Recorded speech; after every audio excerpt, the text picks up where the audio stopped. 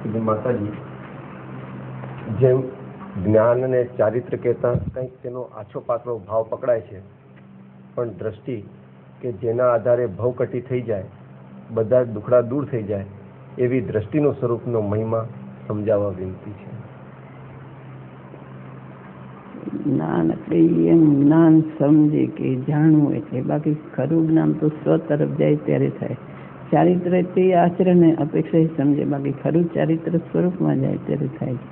પણ દ્રષ્ટિ તો એક શ્રદ્ધા સ્વરૂપ તરફ દ્રષ્ટિ જે કહી તે એને વિભાવ સ્વભાવનો તો ભેદ પડી ગયો કે આ સ્વભાવ તે હું ને વિભાવ મારાથી જુદું, પણ ગુણભેદ ઉપર પણ એ ટકતી નથી. કે એક પોતાનું અસ્તિત્વ ગ્રહણ કરે એવી જે દ્રષ્ટિ, જે નજર અને વિશ્વાસ અને એનું પુરુષાર્થનું જે શ્રદ્ધાનું બળ છે, એ બસ એક આત્માને જ ગ્રહણ કરીને ટકી રહે છે. એ દ્રષ્ટિ કોઈ જુદી છે અને એમાં જ એને સહાનુભૂતિ બધું એમાં જ થાય છે. એ દ્રષ્ટિના બળે એની દ્રષ્ટિ બીજે ક્યાંય જાતી જ નથી, એક આત્માને જ ગ્રહણ કરે છે. અને બધ સ્પષ્ટ ભાવો બધા ઉપર તરે છે, એક એ ઉપર છે. એક આત્મા જેને બધું મૂળ તળ જે આત્મા છે એમાં જ એની દ્રષ્ટિ ચોટી રહે છે. એ કોઈ દ્રષ્ટિ આખી દિશા બદલાઈ ગઈ છે, એની દિશા જ આખી જુદી થઈ ગઈ છે. જેમ ભગવાન ઉપર દ્રષ્ટિ ચોટી ગઈ, પછી બહારનું બીજું જે હોય એના મંદિર એને ગૌણ થઈ, એક ભગવાન ઉપર દ્રષ્ટિ ચોટી રહી છે. એમાં દ્રષ્ટિ એવી છે કે પોતાના સ્વભાવ ઉપર, મૂળ ચૈતન ભગવાન ઉપર દ્રષ્ટિ ચોટી ગઈ, એ પછી એને ગુણ ભેદ પર્યાય ભેદ એ ઉપર દ્રષ્ટિ ટકતી નથી.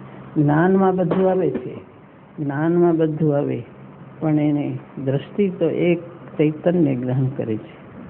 એ દ્રષ્ટિનો નિર્ણય અને એની શ્રદ્ધા એ એક જોરદાર એકને જ ગ્રહણ કરે છે. જ્ઞાનમાં બધું આવે છે, જ્ઞાન બધી શ્રદ્ધા કરી દ્રવ્યને જાણે, ગુણને પર્યાયને બધું જાણે, પણ દ્રષ્ટિ એક આત્માને જ ગ્રહણ કરે છે, મૂળ અસ્તિત્વને ગ્રહણ કરે છે, વિનાયકને.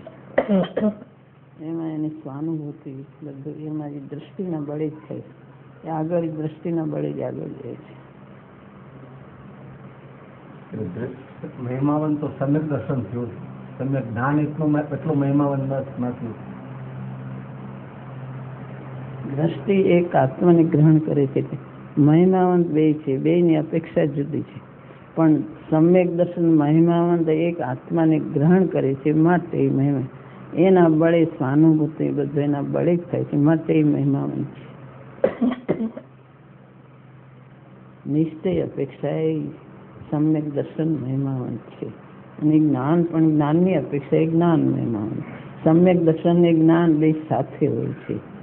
એક સમ્યક દર્શન પ્રગટ થયું ને જ્ઞાન પ્રગટ ન થાય એમ ન બને. જેને સમ્યક દર્શન થયું એની સાથે સમ્યક જ્ઞાન હોય જ છે. સમ્યક જ્ઞાન એ બે સાથે જ હોય છે. એટલે એમાં મુખ્ય નિશ્ચયની અપેક્ષા એ સમ્યક દર્શન છે, પણ સમ્યક જ્ઞાન પણ એની સાથે જ હોય છે. સમ્યક દર્શનની સાથે સમ્યક જ્ઞાન હોય જ છે. એક આત્માને ગ્રહણ કર્યો એટલે એમાં ગુણ પર્યાયને ન જાણે એમ ન બને. એ બે જ્ઞાન અને દર્શન બે સાથે જ રહે છે. એની મોક્ષ માર્ગમાં એ બે સાથે જ રહે છે. અને ચારિત્રની આરાધના સાથે રહે છે. બાકી કામ બે સાથે જ રહીને એ દ્રષ્ટિ મુખ્ય પણ રહીને જ્ઞાન એની સાથે રહે છે. બે સાથે જ રહે છે. જ્ઞાન અપેક્ષા જ્ઞાનની મહિમા છે, દ્રષ્ટિની અપેક્ષા દ્રષ્ટિ. પણ દ્રષ્ટિ વગર અનાદિકાળનો રચલો અને પોતાનો ભવનો અભાવ થયો નહીં, સહાનુભૂતિ પ્રગટ નહીં. દ્રષ્ટિ મહિમાવંત છે. સમ્યક દર્શન મહિમા, સમ્યક દર્શન થાય એટલે જ જ્ઞાનને સમ્યક જ્ઞાન કહેવાય છે. નહીં તો સમ્યક દર્શન વગરનું જ્ઞાન તે જ્ઞાન નથી હોતું. આત્માને જેણા વગરનું જ્ઞાન તે જ્ઞાન નથી. માટે સમ્યક દર્શન મહિમાવંત છે. દ્રષ્ટિનો પેલા પરિવર્તન એને દ્રષ્ટિ પલટાવી જોઈએ. પણ એ બધું સમજવા માટે પેલા જ્ઞાન, વ્યવહારિક જ્ઞાન સાથે આવે છે. દ્રવ્ય કોને કહેવાય, ગુણ કોને કહેવાય, પર્યાય કોને કહેવાય, ભેદ અભેદ બધું કોને કહેવાય, એ બધું જ્ઞાનમાં જણાય છે.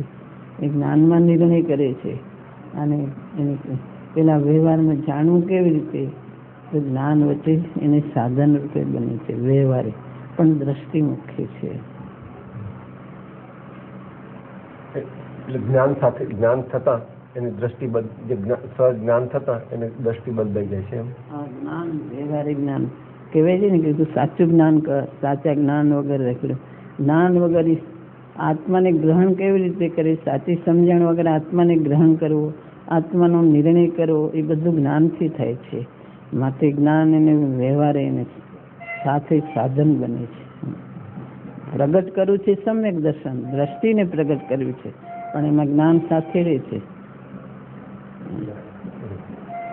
સમ્યક દર્શન જ્ઞાન ચારિત્ર સમ્યક દર્શન મુખ્ય, પણ એને કઈ રીતે પ્રગટ કરવું કે સાચું જ્ઞાન કર. સાચું જ્ઞાન કર્યા વગર દ્રષ્ટિને પ્રગટ કેવી રીતે કરવી, જાણ્યા વગરનું.